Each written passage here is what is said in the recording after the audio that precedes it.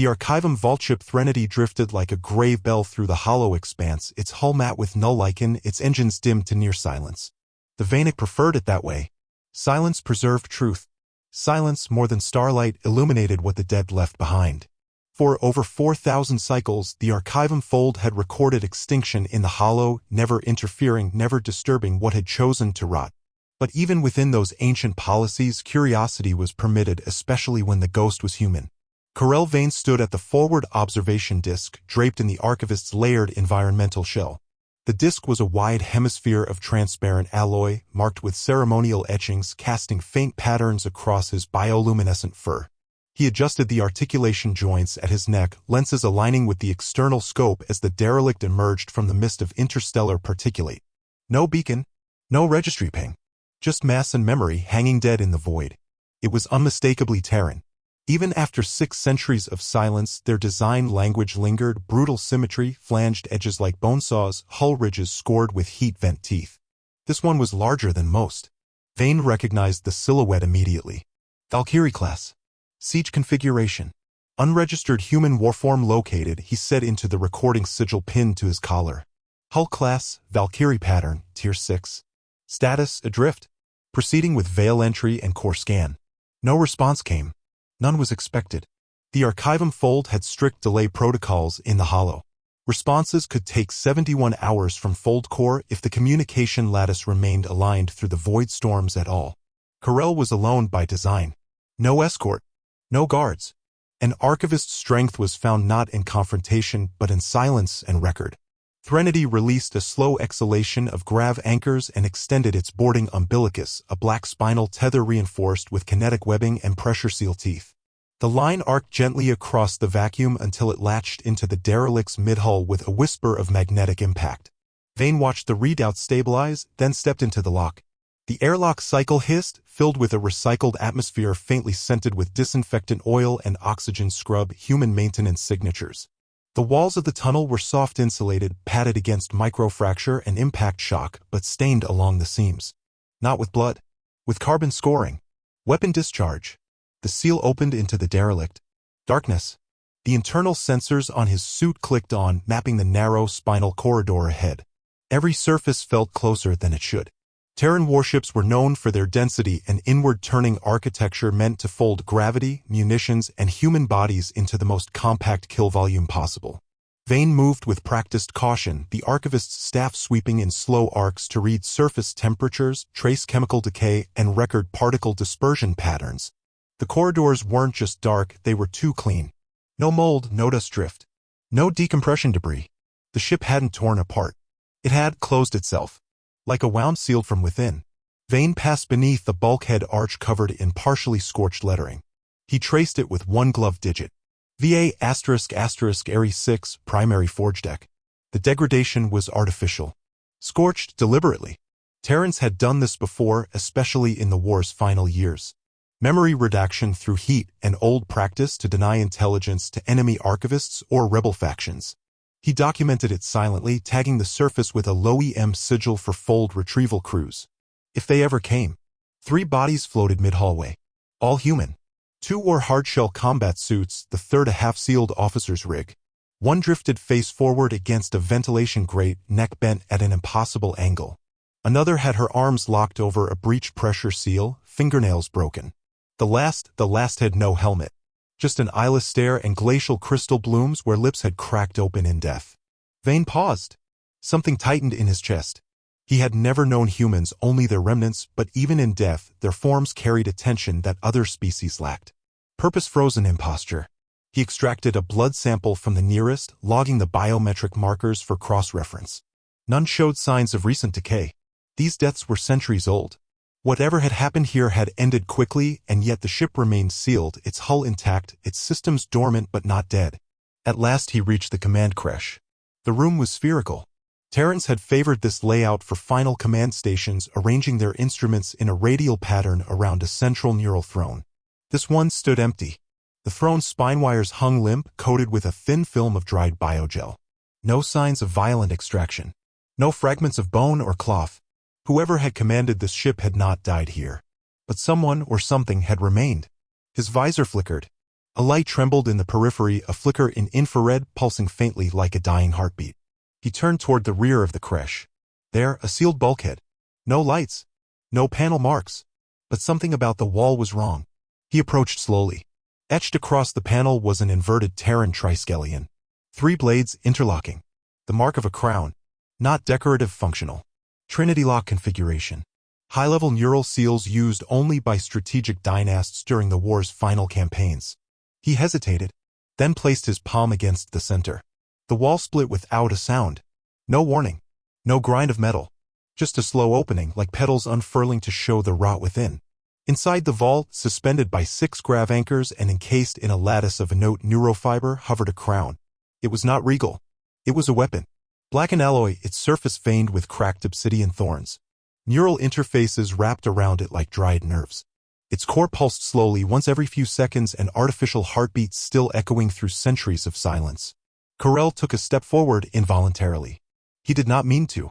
Something in his body had moved without his permission. His hand hovered, shaking. He had studied human war artifacts. He had spoken to survivors of the Reach War. He had seen ruined planets turn to fossilized glass. But this was the doctrine of extinction made manifest. Then the pulse deepened. His visor glitched. HUD blinked. Static. The pulse slammed into his mind like a rail shot. Not vision. Invasion. He dropped to one knee. Something hot leaked from his nostril. He touched it. Blood. His thoughts twisted inward. The room evaporated. He smelled ozone. Oil. Fire. A burned sky. Cities turned to slag. A woman screaming in a language he didn't know. A fleet falling inward, ships devouring each other rather than surrender. The scent of rust and plasma and severed airlocks. Bones snapping in 0G. His heartbeat accelerated. The crown was showing him its memory. No, its intent. And through the static came the voice. Holt Marrow. It echoed not as sound but as identity. A name shaped like an execution order. Corell staggered back, gasping. His hands trembled. His field of vision still sparked at the edges, retinas scorched with afterimages. Behind him, systems on the command creche lit in cascading sequence. One by one, consoles pulsed to life. Not with data. With presence. The Ghostfleet had awoken. Corell's veins stood frozen. Blood dried at the corner of his mouth. And somewhere, in the miles of silent hull around him, something turned to face him. And it remembered war. The cryo coffin cracked open like a gunshot. Atmosphere hissed into the chamber, thick with the scent of oxidized copper and thawing sin flesh. The lights remained low, diffused through veins of frost webbing the bulkhead. One figure lay inside, gaunt, sinewed, hair clinging wet to his temples. His chest rose in ragged stutters, lungs clawing for rhythm after centuries of stillness. Holt Marrow opened his eyes. The ship's cradle systems registered his consciousness spike. Subroutines cascaded. Internal gravity pulsed once, correcting. Life support synced to his biostructure. Across a dozen dead vessels in orbit, relay systems ignited. Firewalls fell. Neural clusters stitched back together like scarred tissue finding form. He did not rise at once. He listened. The crown was near. Memory returned as a slow infection. Not images. Impressions. A perimeter held too long. A transmission never answered. Orders rendered obsolete by silence. Then, cold. Not the cold of cryo, but the final moment before system hibernation when the crown passed sentence and sealed the fleet in exile. His first movement was pain. Bones remembered trauma that his nerves had not. Scar tissue tugged along his flanks where the interface nodes had once been torn free. Holt rolled his head sideways, blinking against the frost. A ghost's reflection stared back from the cryo coffin wall. Face leaner than he remembered.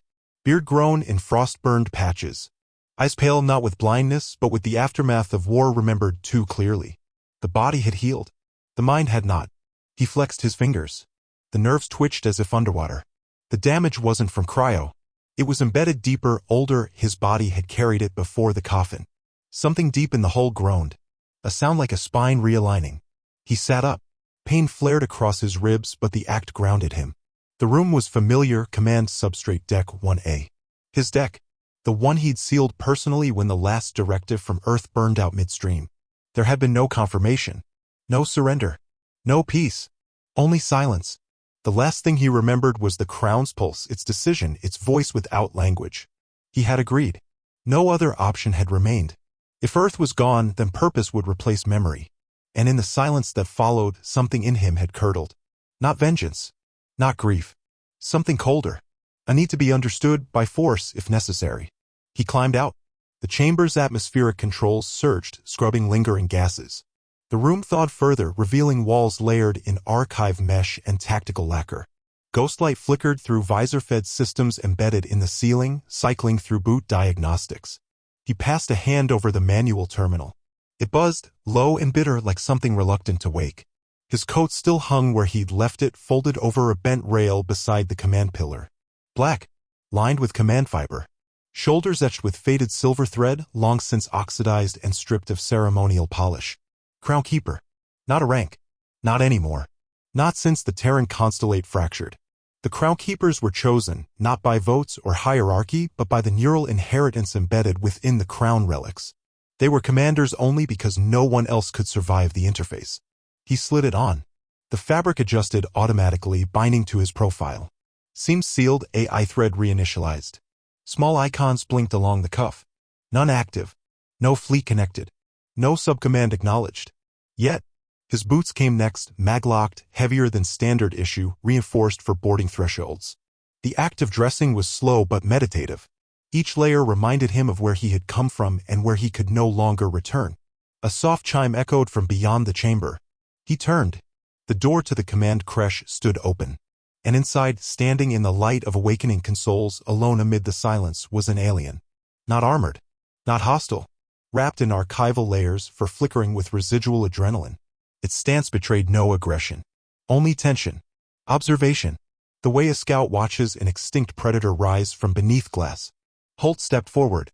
The floor recognized him. With each step, the plating adjusted. Lighting recalibrated to his retinal response. Air scrubbers began warming breath space. Systems that had not moved in centuries clicked, groaned, whispered. When he passed the crown, it flared. The alien flinched, a full-body reflex that betrayed familiarity with terror. Carell's breath caught in his throat. His language memory briefly dissolved, words slipping like vapor. His hand tightened around the data stylus as if it could anchor him. But Holt did not stop. He placed one hand to the base of the neuroframe, fingertips aligning with the pattern that only he knew. A subtle vibration passed into his bones, a recognition, not just of identity, but of purpose. The crown's response was not verbal. It never had been. But it opened. It accepted. The pulse matched his heartbeat. And the fleet came online. Across the hollow expanse, dead ships stirred. Veil drives moaned as their coils warmed. Electrostatic rifts licked across the void like slow lightning. Within the hulls, sleeper AIs roared back into coherence.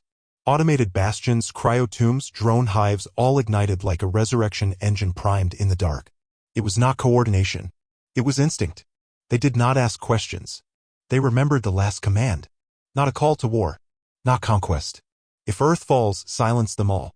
It had been a contingency buried deep in black code doctrines, locked behind layers of failsafes. A doctrine only executable by a Crownkeeper whose neural compatibility exceeded threshold. Holt turned. The alien was still there. Still silent. Still watching. He studied its eyes, pupils wide with unspoken questions. Fear beneath layers of training. But Holt could not answer the question it carried. Because the question wasn't why. It was when. And how much longer until the rest of the galaxy realized they had waited too long. He said nothing. He walked past and the alien did not follow. In the corridor behind him, data ghosts began to stir, automated fleet priests, personality shards, the embedded memories of the fallen. They had not spoken since the fleet's burial. But now they whispered. Not words. Not orders. Just recognition. The Predator had returned to its vessel. And the Ghostfleet remembered what it was built for. Carell Vane did not return to the Threnody. Not immediately. His body obeyed the exit protocols. Sealed his notes, sterilized his tools, disengaged the archival feed. But something deeper had fractured. He stood alone on the Valkyrie's bridge long after Holt had vanished into the ship's core. Long after the Crown's pulse had faded from the air like static smoke. The silence was no longer inert. It hummed now. Alive. Listening. He transmitted one message back to the archivum fold. A single data thread marked alert. Revenant Crown confirmed. Human fleet active. He did not expect a reply. The Vanic had myths about Terrans. Truths softened by time into cautionary parables. Civilizations rose. Humanity burned. Civilizations adapted. Humanity evolved. Civilizations submitted. Humanity disappeared. But the true horror was never in what humans did. It was in what they learned. The command deck of the Valkyrie no longer responded to his presence. Doors unlocked without his requests. Lights dimmed around him rather than for him. The ship had changed its mind about him. He was not intruder, not observer. He was witness. The old war code had made room for that distinction. Corell gathered his remaining samples and returned to the airlock. He paused there just one moment to look back at the crown. It had stopped pulsing, but he could feel its pressure behind his eyes, like an afterimage burned into his cortical nerve. The artifact was no longer inert. It had chosen. It had reconnected with the doctrine buried in its alloy, the preservation of Terran strategic dominion, regardless of species, location, or moral paradigm. It was never about defense. It was about inevitability. He left, slid back into the umbilicus, did not breathe until the hiss of the Threnodi's inner seal. His hands shook when he reached the bridge. He reset his interface lenses. The stars had shifted. The Ghostfleet had moved. He stared at the screen, not blinking. The Valkyrie pattern vessel was no longer drifting. It held new orientation, no external thrusters active, yet its heading had rotated. Toward a star system, toward life. System, Orwin Vale. Designation, Agricultural Archive. Governance, Hollow Choir Protectorate. Population, 900,000. Defensive rating, null class/no tactical assets. Strategic value, sustenance production, archive node 14B. Before the silence, there were songs.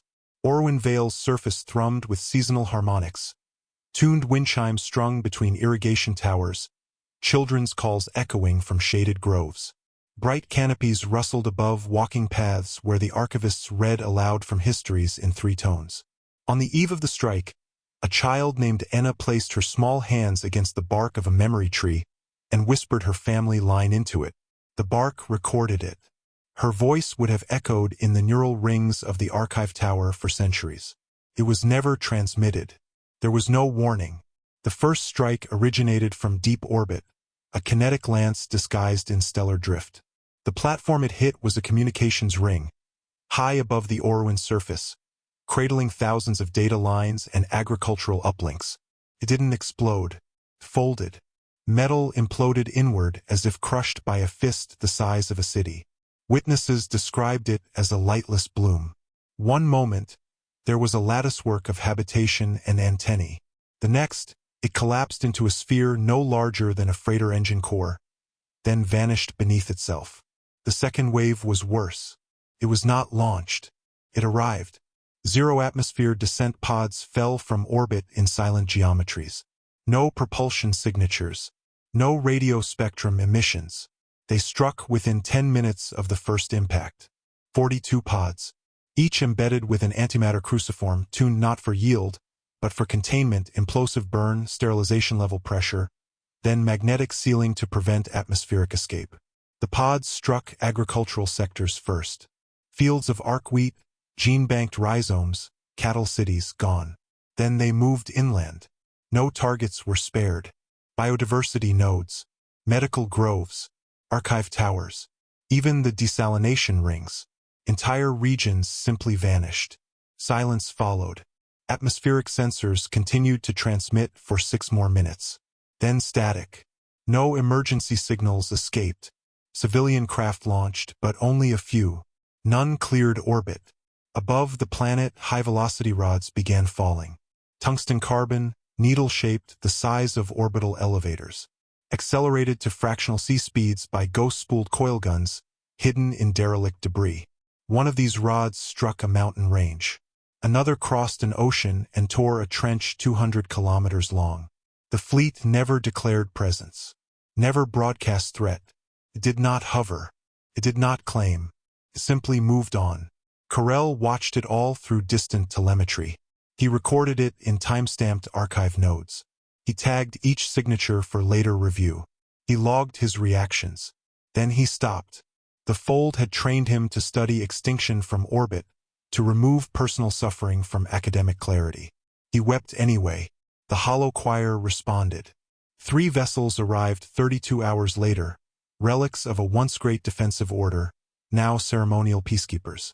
They bore luminous sails and radiant hull etchings, their AIs patterned on harmonic consensus. Their weapons were beautiful. They were also obsolete. The ships scanned the ruins, found no enemy, no signatures, not even wreckage. Only glass plains where fields had once stretched, and static fields still humming with corrosive data. Even light refused to settle on the impact zones. One of the captains, Lyra's Vor, broke her oath of silence. Her voice, normally used for voting or choral commands, shook when she spoke. This was not conquest. She knelt at the edge of the melt-glass basin and set her hand into the still warm ash.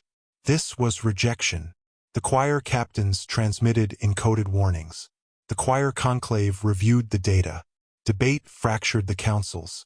The Ghostfleet had left behind no trace of doctrine. Only a message, coded in planetary tectonics. A mountain range reshaped by orbital fire. 7 Terran letters, visible only from stratosphere. Crown. The choir's elders broke tradition and summoned emergency protocols. Refugee arcs were launched from nearby systems. Surveillance nets were expanded. Threat levels reclassified. Peace treaties were suspended. But it would not be enough. Corell Vane stood at the edge of Threnity's observation disk, watching the last telemetry fade from the Orwin system. His data gloves trembled against the console. He tried to speak into the recorder. His voice failed. He had seen extinction before, cataloged it, touched bones still warm in atmosphere. But this was not extinction. This was erasure. Corell Vane slept for 17 hours. Not because his body demanded it, but because the mind, when broken by pattern rupture, retreats into stillness. The Threnody drifted silent, solar fins furled, echo engines cold. No pursuit, no orders, no directives, just orbit, an anchor above the wound that had been Orwin Vale. Below, glass still shimmered faintly in the residual atmosphere, like veins of mercury rippling beneath cloud shadow. Inside his quarters, heat cycled once every 4 hours to preserve energy. Corell lay with his back to the viewport, eyes closed, not dreaming. Vanic sleep was not like human unconsciousness. It was a lowering of all sensory function, a slow retraction from the world. But this time, even that retreat was disrupted. Beneath his cortex, the memory of planetary silence echoed. It was not an event. It was a rhythm. When he finally rose, it was not to function, but to flee. His hands moved before thought. Neural commands linked through the ship's bridge loop. Navigation spun. Course plotted. A line of retreat. Not random, never random. The route followed the oldest archive trail, once used to ferry Imperial memory between the Fold's first outposts during the Age of Bloom.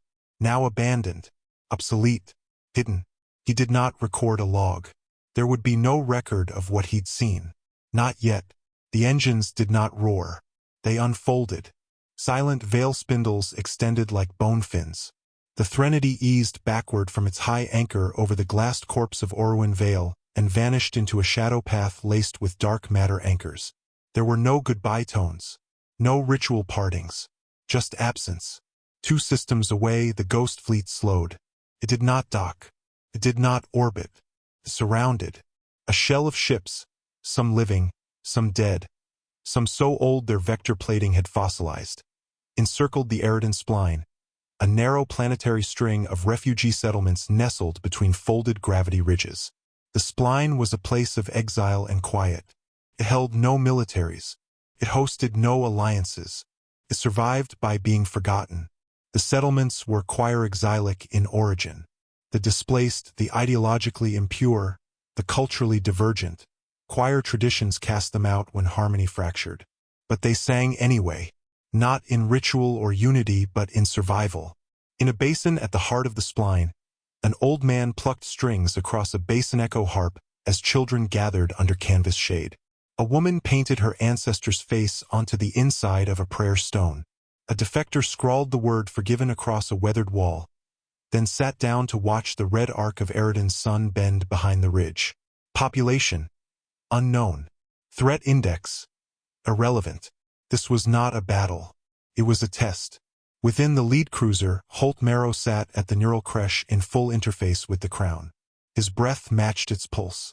He did not blink. Did not speak. Data flowed like blood through the feed threads curled around his spine. The Crown did not ask questions. It remembered them. Every system fed its algorithms. How species responded to silence, how they clustered during fear, how orbital defenses pulsed in delay, how they hesitated. Doctrine was not conquest. It was erosion. Memory eroded trust. Trust eroded action. Action eroded defense. Holt reviewed the history of Eridan Spline in 2 seconds. Former mining belt. Converted into settlement node for choir defectors. Civilian heavy.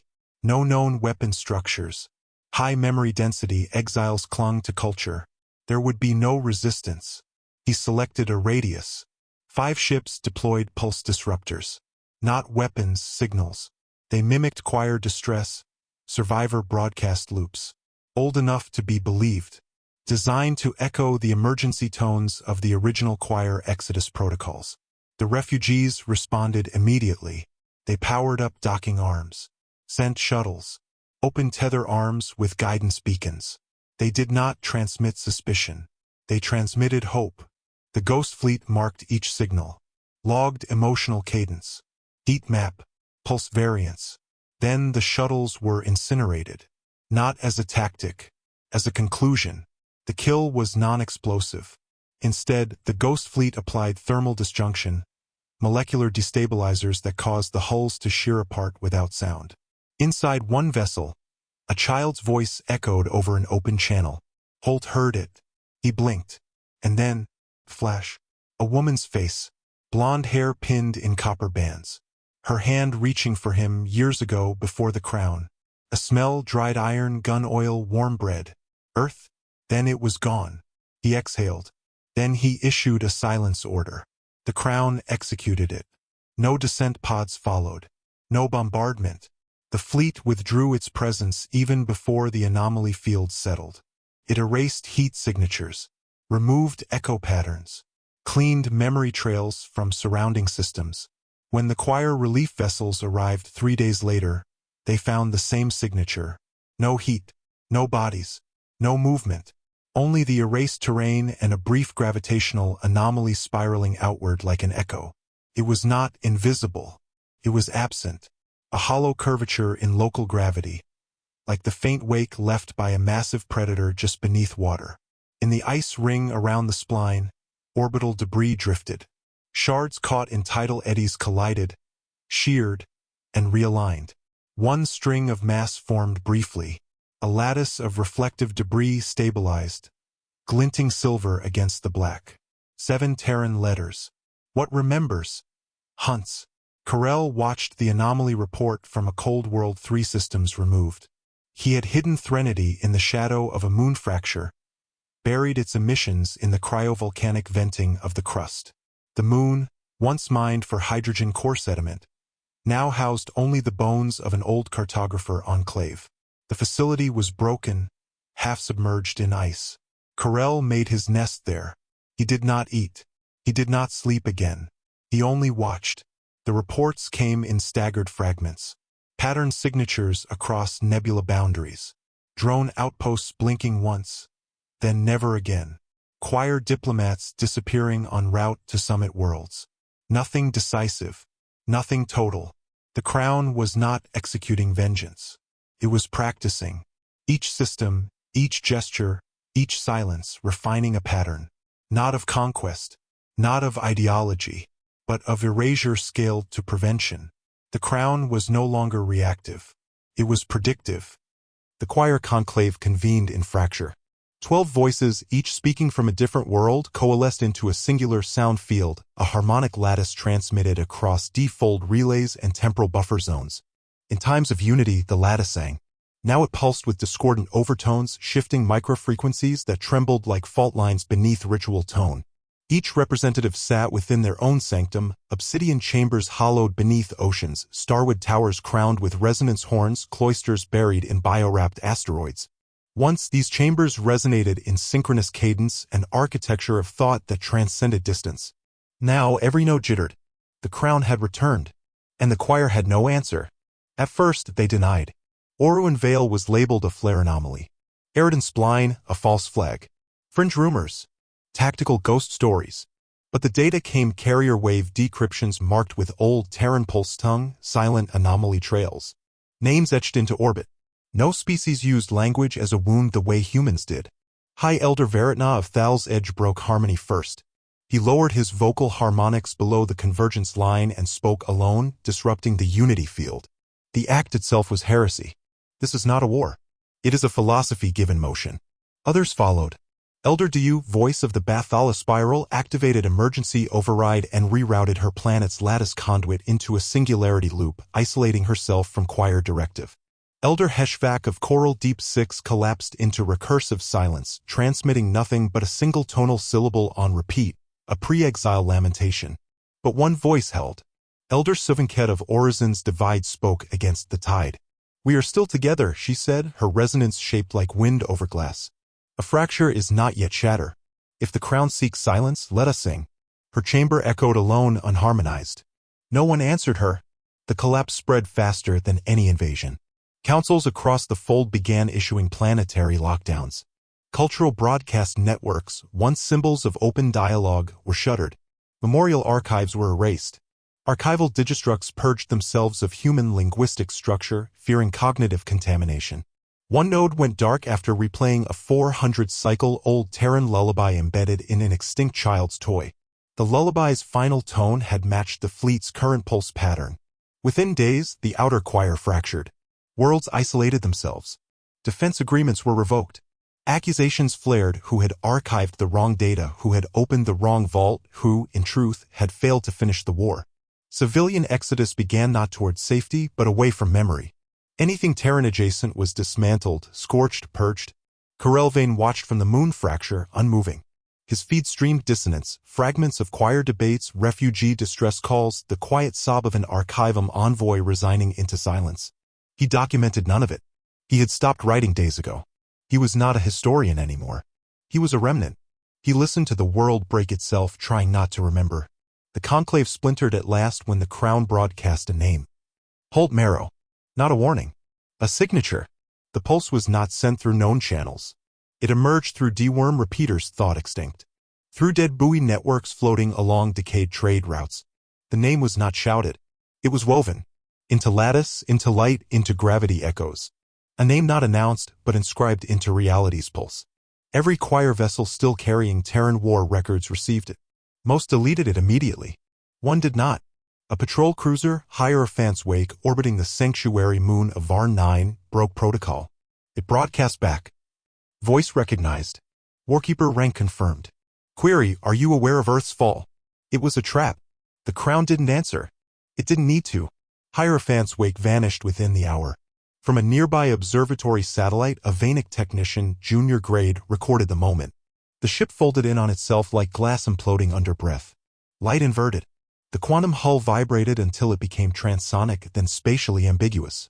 A silhouette remained briefly, then nothing. No explosion. No wreckage. Just a single gravity scar and a sonic echo on all emergency bands, a child's voice, laughing. Later scans revealed the ship had not been destroyed, it had been rewritten.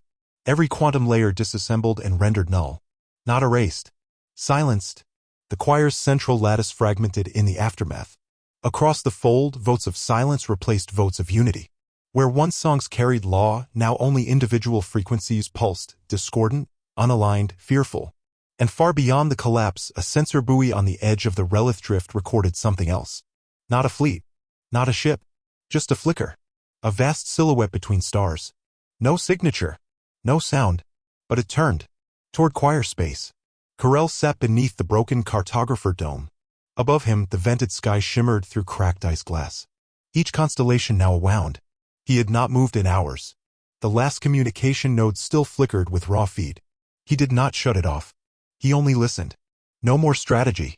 No more compromise. The choir had tried to build peace from architecture. Humanity had built memory from ruin. And memory had teeth. He realized then what the humans had learned that no other species had. Victory was not dominance. It was retention. It was pattern recurrence. It was memory weaponized. The surface of Delis Arn was warm with wind. Not scorched, just lived in.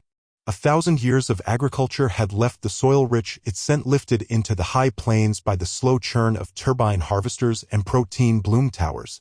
The wind carried the smell of citrus algae, sharp and wet and clean. Between the valleys, domes shimmered with mirrored lattice, atmospheric regulators and sea vaults interlocked like gemstones in a crown. They had forgotten war here. Delis Arn was no fortress world.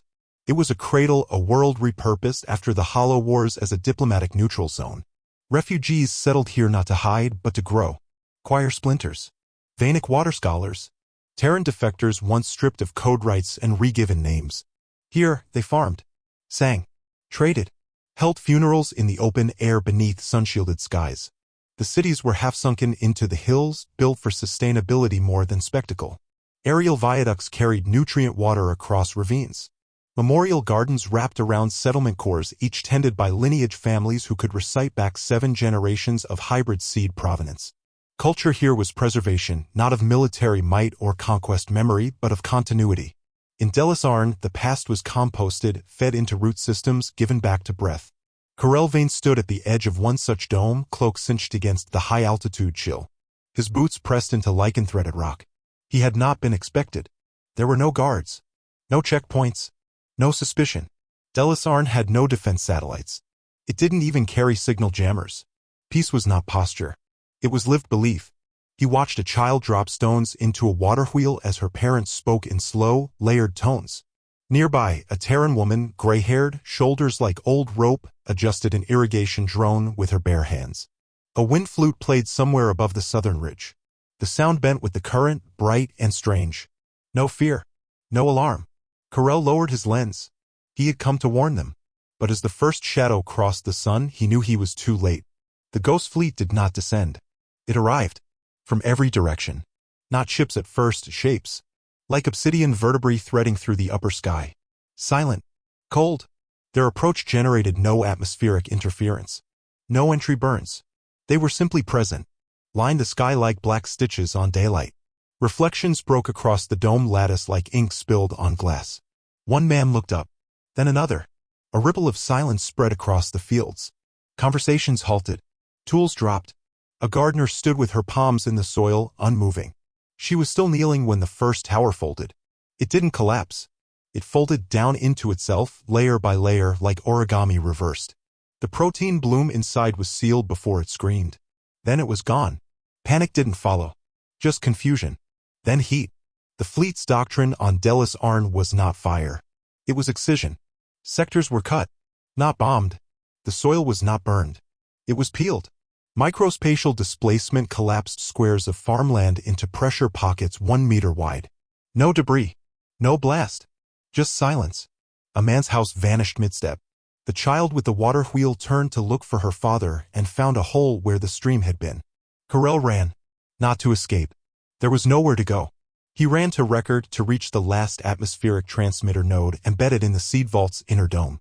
His chest ached. His throat locked. He passed families. Not screaming, just looking up. Some prayed. Some touched the soil. One knelt and whispered the name of a child lost during the Reach War. He ran harder. Guilt knifed through his ribs. He had known. Had seen Oruanvale. Had chosen delay. Now there was nothing left to delay. He reached the transmitter and keyed his sigil. The uplink lit once. Then pulsed red. Jammed. No signal would leave Delis Arn. The sky split. A single drop vessel, spear-shaped, matte, engraved with Terran glyphs older than language, lowered into the valley. It made no sound. It passed through cloud and wind as if those things were memory, not matter. It landed on bare stone beside a harvest spire stripped of its shell. And from it walked Holt Marrow. He bore no armor. No weapon. Just the crown bound across his spine like a shackle remade into a throne. He walked through the silence. No one stopped him. Children stared. Elders watched. Some recognized him. Not by name. Not by face. But by shape. The way he moved. The way the ground did not dare vibrate beneath his step. A girl stood in his path, 6 years old, maybe. Half fainting by her markings. She stared up, unblinking. Holt looked down. For the first time since waking he spoke. You were supposed to forget. The girl blinked. "So were you," she whispered, and the sky above them blinked. Ships vanished one by one. No fire. No threat. Just absence. The silence was not aftermath. It was warning. Then they left. Delis Arn remained, but something beneath the surface had changed. When harvest came, no one sang. During the renewal festival, the gathering fire pit remained unlit. Children played but never raised their voices. In the schools, lessons on ancestral names were paused, then quietly removed. Memory had returned, and no one would speak it aloud. The planet Rethvade was firebound, not by war but by architecture. Its cities were spun from carbon-veined spires that breathed thermal exhaust into the upper stratosphere, casting amber halos across the dusk line. The planet's light was a perpetual forge glow. Rich reds, rusted oranges, deep maroons. Everything shimmered with heat haze. The basalt plains cracked in long fractal lines beneath gravity vents. Infrastructure flowed like molten ore, energy channels, cooling viaducts, radiant transport belts. Rethvade had no forests, no oceans, no rivers. Its people carved life from stone, vapor, and fire. They built heat into habit, memory into alloy, and it was here the Covenant met. What remained of it? Delegates from 17 systems arrived in heat-slicked dreadnoughts and memory drones, escorted by autonomous parliaments and oath-engraved AIs. Their vessels hovered in low thermosphere like relics from an earlier myth, armored forms trembling against gravity pressure. The airspace above the conclave core shimmered with orbital shields and memory lattice beacons, each bearing the glyphwork of one civilization that had once, briefly, believed in peace. The Covenant Hall sat embedded in the crust, beneath a 10-kilometer vault of obsidian and pressure-laced alloy. The entire chamber was alive with geothermal resonance. Heat shimmered in sheets above the curved floor. The walls bore no banners, only scars. Past delegations had chiseled their grievances into the stone. No one had erased them. At the center, the speaker's disc turned slowly, a platform of ion-tempered glass where voices rose and dissolved. Above it floated the seal of convergence, pulsing dull blue, faint, weak. Corel Vane was not invited, but he came. He stood in the upper tier, among the Spectre tier observers, non-voting, non-speaking. His presence was not acknowledged, but not refused. Even in collapse, the Covenant kept its rituals. Even when ritual was all that remained, he watched and listened. Hollow choir voices argued in fractured chords. Their harmonics wavered, no longer aligned. Vanic linguists spoke through scent and posture, their meanings drifting into interpretation. Terran synthetics echoed law code in archaic dialects, some newer than Holt, some older. Their voices were precise, measured, without emotional inflection. But the emotional void only made the tension sharper. No voice carried weight. No decision reached consensus. And beneath it all, one word haunted the chamber. Crown. No one dared speak Holt Marrow's name. But the fleet's trajectory had become visible. Systems blinked out. Languages fell silent. Choir harmonics twisted out of phase. Entire sectors desynced from archival memory, their signal stacks rewritten mid-broadcast. Light no longer reflected correctly off orbital gates. Surveillance arrays caught brief echoes, vessel-shaped silences, hovering at the edge of nebulae. The data was clear. What was coming could not be reasoned with. A vote was called. Whether to issue a full galaxy-wide countercommand protocol, the last lock, a recursive override buried in every known Terran-compatible system. Installed centuries ago as an act of desperation. Never activated. Its use would mean the end of every ship, every city, every archive seeded with Terran code. It would be self-immolation. The vote proceeded. Every delegate submitted through ritual voice print, blood-right neural echo. The platform darkened with each vote cast. Systems shuddered in their orbits, waiting. 10-7. Denied. The Covenant failed. Not in fire, not in betrayal, but in fracture. Elder Sothaven of the Aura Reach, a choir historian who had once testified at the Hollow War trials, stood. Her voice, high and trembling, rose from the central disk. You think if you say nothing, they will not hear. If you erase the records, they will not remember. But they were born in silence. And they carry it better than we ever did. She never finished. Then, a tone. Not from orbit. From inside.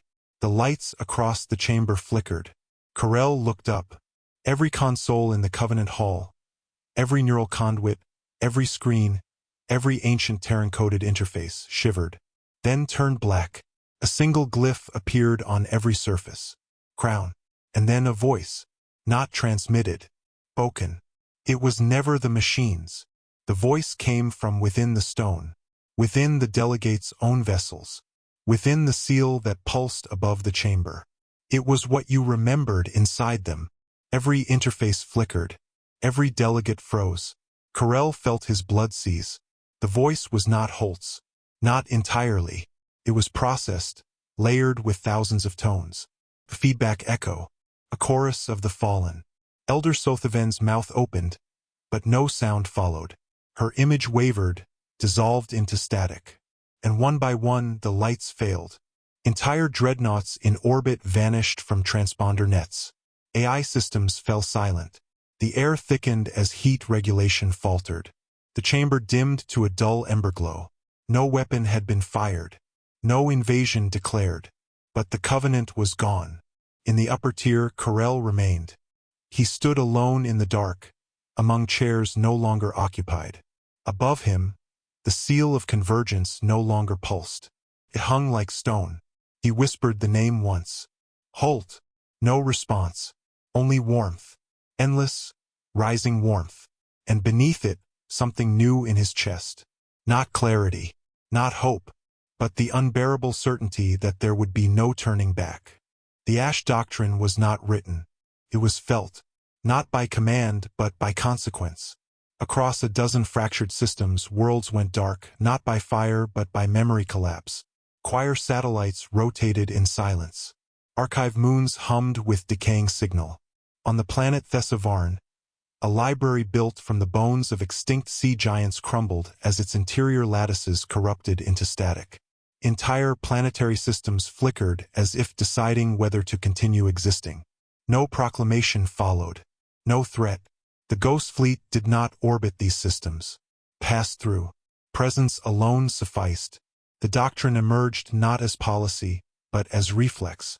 As survival instinct made doctrine. Wherever crown signals were detected, civilizations reverted. Cities were emptied.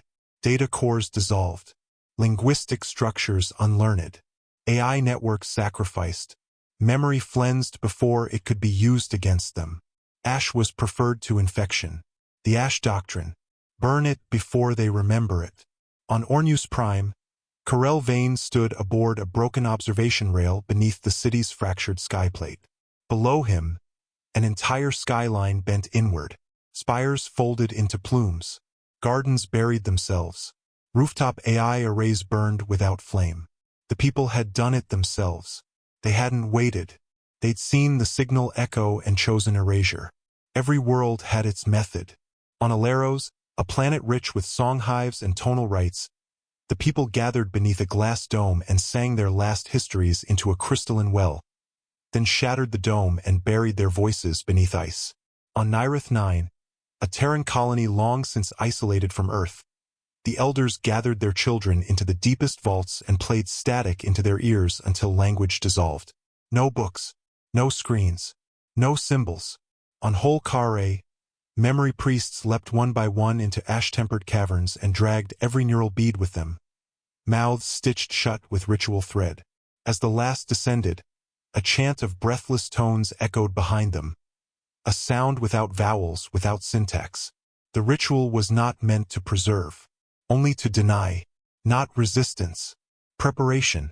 They believed this would be enough, that if they unlearned their pasts, they would survive the crown. They were wrong. Corell moved between dead systems. He traced abandoned trade routes where even the silence felt brittle.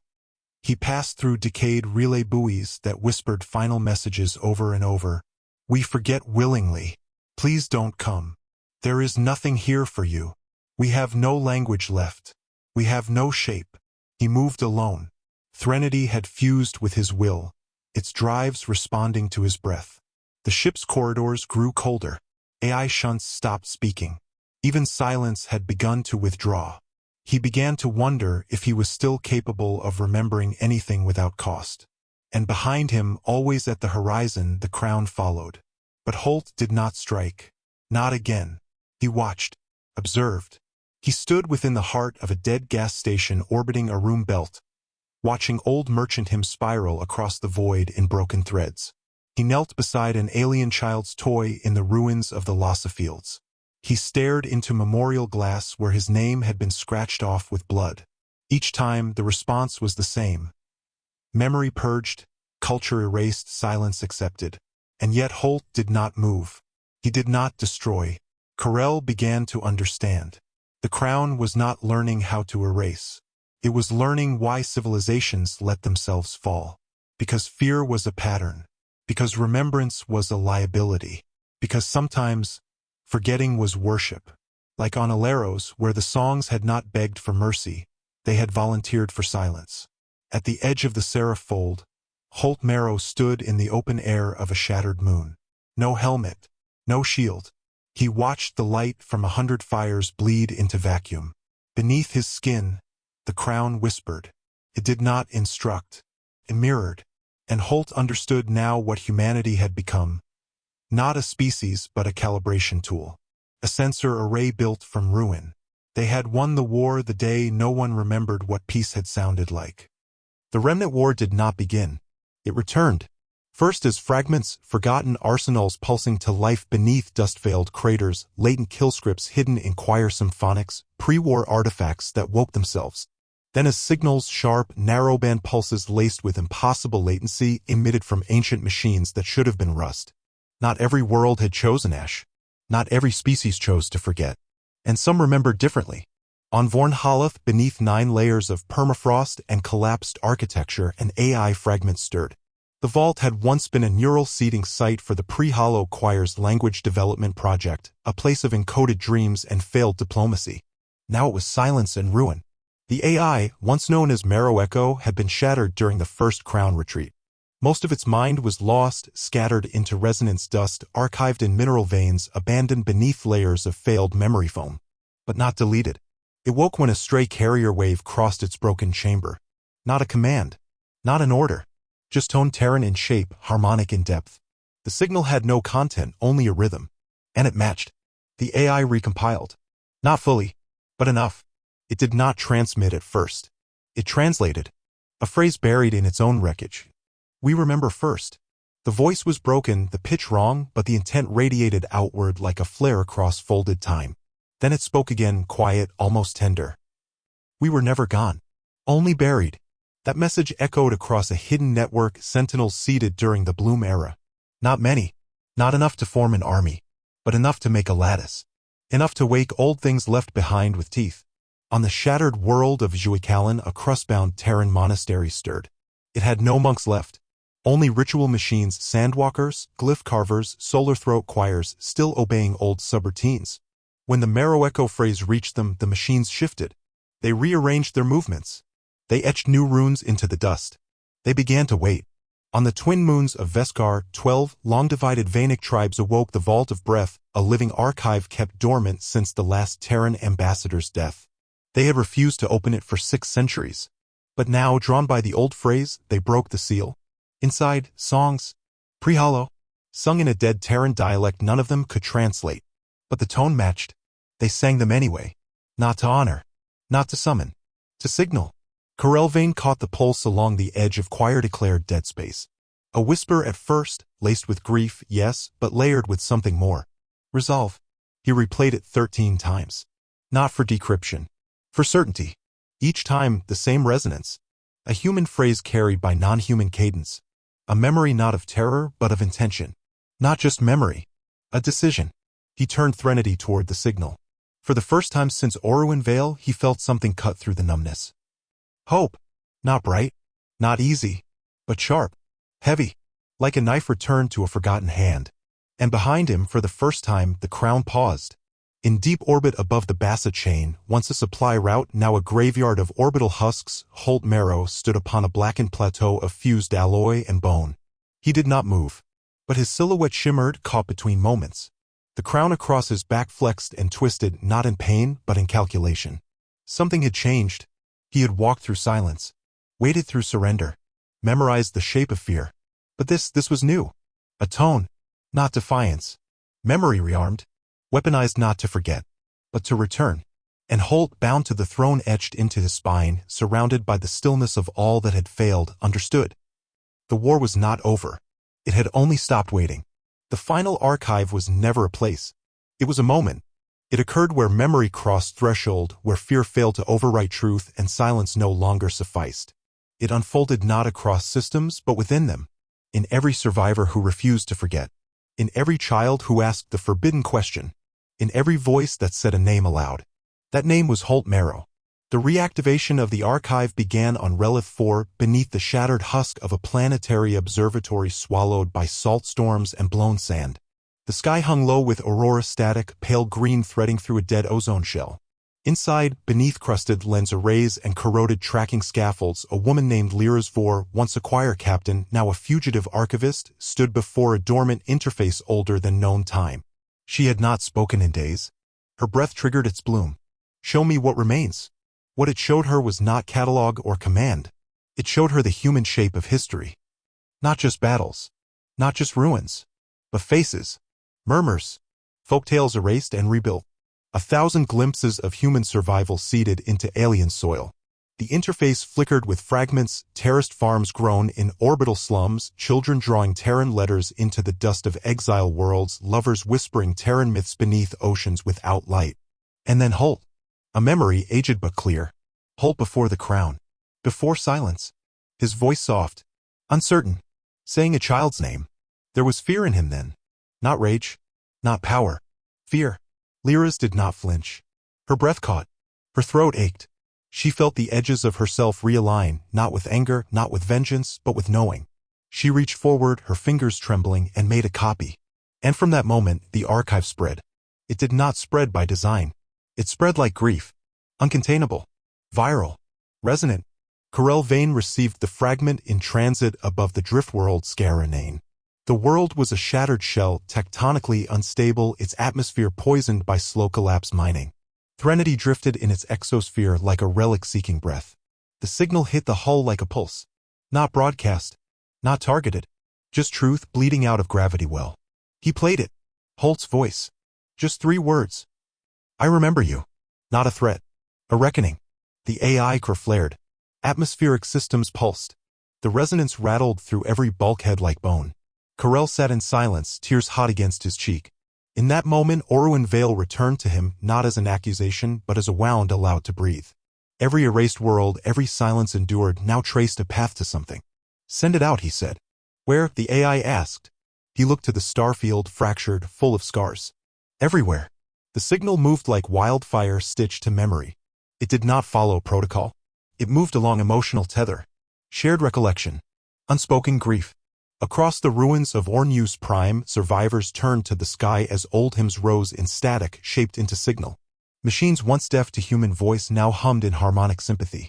On Delis Arn, where no one had spoken since the crown's visitation, a child woke from silence. Her mother wept. The child said the name again. Holt. Just once. On G-Callan, the ritual machines began to walk. Not in defense. Not in fear. But in cadence matched to the rhythm of the words they had never been taught. On Veskar 12, the vault of breath sang itself open. Seals that had held 600 years cracked in layers. Inside, not weapons. Not warnings. Voices. Speaking in time. And in the outer dark, the crown staggered. Not paused. Staggered. Holt stood on the spine of a derelict hull in the void between systems. Below him, nebula currents twisted through ghost light. Around him, the Ghostfleet shimmered, thousands of vessels in unison. They stopped. The crown twisted along his back, tendrils flaring, trying to realign. But Holt had already heard it. The voice. Not external. His own. I remember who I was. And the crown recoiled. It was not designed to lose command. But now every echo returned with friction. Every silence hit something solid. And Holt, kneeling against the pull of a memory too old to bear, felt the war collapse inside him. Not with fire. Not with weapon. With recognition. A face. Small. Laughing. A name whispered into his chest once on a storm-split hill above the cartographer ruins. Mira. The final archive was not an object to be protected. It was a choice to be made. By every voice that would not forget. By every name spoken in defiance. It spread not with data but with story. And when the Ghostfleet reached the edge of living memory, when its silence met the final signal, it stopped. Not because it lost. Because it remembered. And memory finally refused to kneel.